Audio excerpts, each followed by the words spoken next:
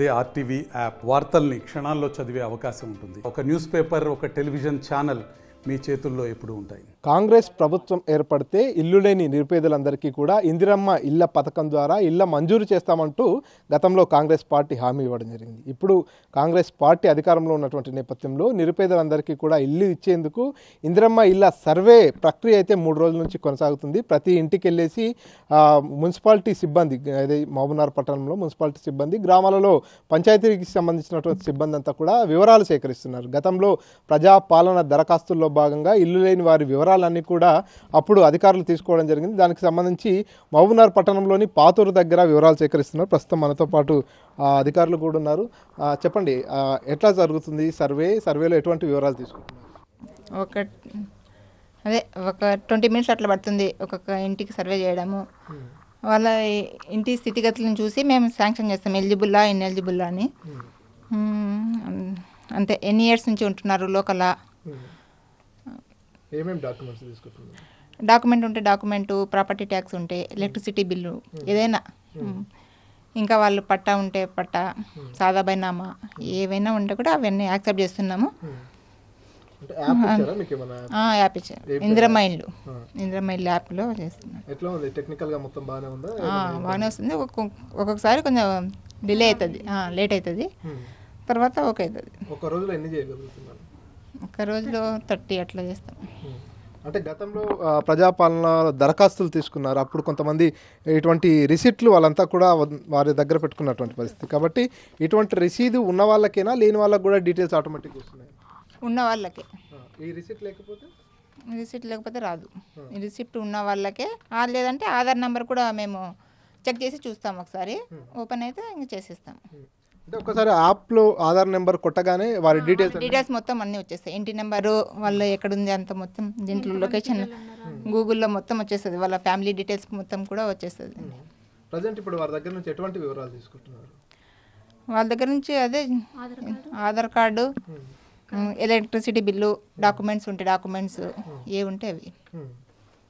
అంటే మీకు ఏమైనా టార్గెట్ ఉంటుందా, రోజులో ఎన్ని చేయాలన్నట్టు? టార్గెట్ అని ఏమి ఇవ్వలేదు. ఎన్ని రోజుల్లో పూర్తి చేయాలన్నారు అధికారులు? 31st వరకు పూర్తి చేయాలన్నారు. ఏరియా మీకు ఎన్ని ఏరియాలు సార్? మాది ఒళ్ళుపాలెం. సో ఎట్లా జరుగుతుంది అంటే మొత్తం రోజుకు ఎన్ని చేస్తున్నారు మినిమం? అదే రోజు 25-30 అట్లా అవుతుంది. ట్రైనింగ్ ఏమైనా ఇచ్చారా? ట్రైనింగ్ ఇచ్చారు. ఎన్ని డేస్? ఒక రోజు. ఎక్కడ? కలెక్టరేట్లో.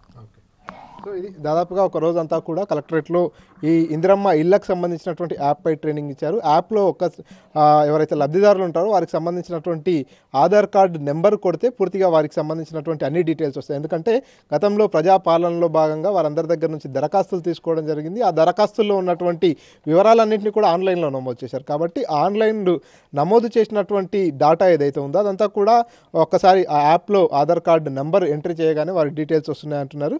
కొంతమంది లబ్ధిదారులు కూడా ఉన్నారు. అమ్మ, ఏం పేరు? నాగమ్మ. ఎన్ని రోజులు ఎట్లుందమ్మా మీ ఇల్లు? ఇదేనా? ఇదే. అంటే ఏంది, కొత్త ఇల్లు కోసం దరఖాస్తు చేసుకున్నారా మీరు? అవును సార్. గతంలో కూడా తీసుకుంటారు బీఆర్ఎస్ ప్రభుత్వంలో? అప్పుడు పెట్టినాం కానీ రాలే. గతంలో బీఆర్ఎస్ ప్రభుత్వంలో కూడా డబుల్ బెడ్రూమ్ కోసం చేసుకున్నాం అంటున్నారు. ఇప్పుడు చేసుకున్నారు. అప్పుడు ఏమైనా ఎంక్వైరీకి వచ్చారా మీ ఇంటికి? రాలే. మరి ఇప్పుడు ఎంక్వైరీకి వచ్చారు. నమ్మకం ఉందా ఇల్లు వస్తుందనే ఆశ ఏమైనా? ఇంకా ఉంది, పెట్టుకున్న ఆశ అయితే ఇంకా చేదరారింది. ఇంకా ఎందుకంటే గత ప్రభుత్వం కూడా డబుల్ బెడ్రూమ్ ఇల్లు లేని వాళ్ళకి ఇస్తామని హామీ ఇచ్చింది. సో ఇప్పుడు వీళ్ళు కూడా ఇందిరమ్మ ఇల్లు ఇస్తామంటున్నారు. సో ఇప్పుడు ఏం నమ్మకం ఉందా మీకు? ఇంకా నమ్మకం అంటే ఇంకా వాళ్ళు అట్లా చేసిండ్రు, వీళ్ళు ఎట్లా చేస్తారు చెప్పదు లేము కదా స్వామి. అట్లా. సో వీరితో పాటు అధికారులతో పాటు కొంతమంది సర్వే సిబ్బంది ఉన్నారు. అమ్మ, చెప్పండి, ఎట్లా జరుగుతుంది సర్వే? సర్వే బాగానే జరుగుతుంది సార్. అందరూ మాకు కోఆపరేషన్ చేస్తున్నారు. అంటే ఎట్లా ఉంది అంటే మామూలుగా ప్రజల నుంచి ఎటువంటి స్పందన వస్తుంది?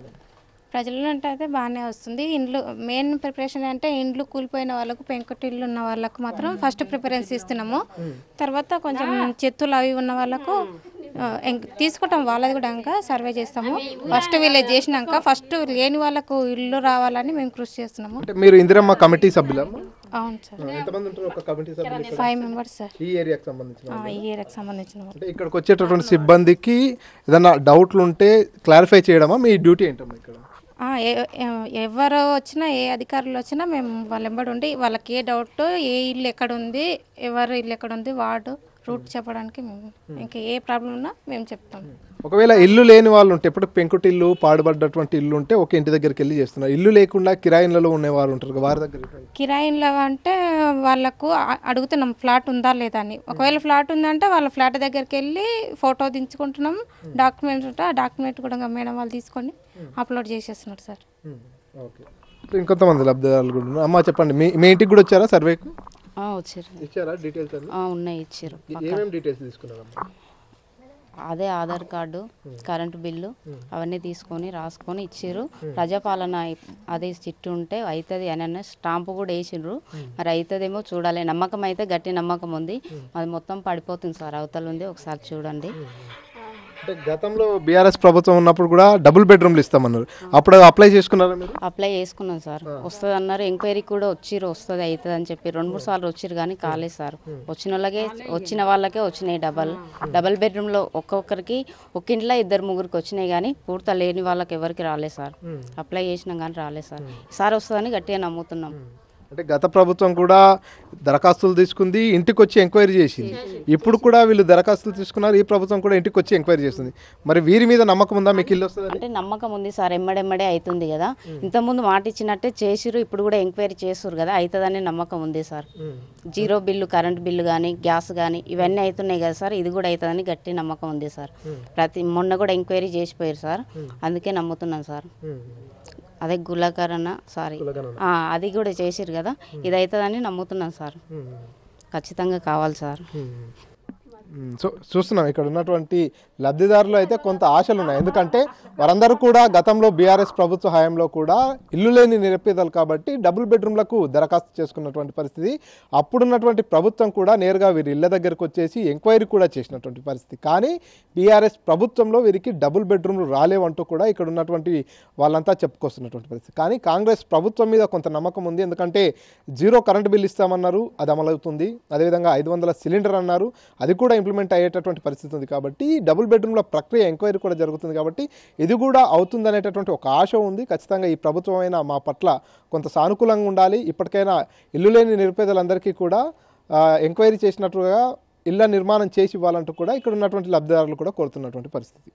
కెమెరా పర్సన్ నర్సింగ్-రెడ్డితో మణికంఠ, RTV, మహబూబ్నగర్ నుంచి. మరిన్ని వీడియోస్ కోసం ఛానల్ ని సబ్స్క్రైబ్ చేయండి. లేటెస్ట్ అప్డేట్స్ కోసం వాట్సాప్ ఛానల్ ని ఫాలో అవ్వండి. ఆ లింక్ డిస్క్రిప్షన్ లో ఉంది.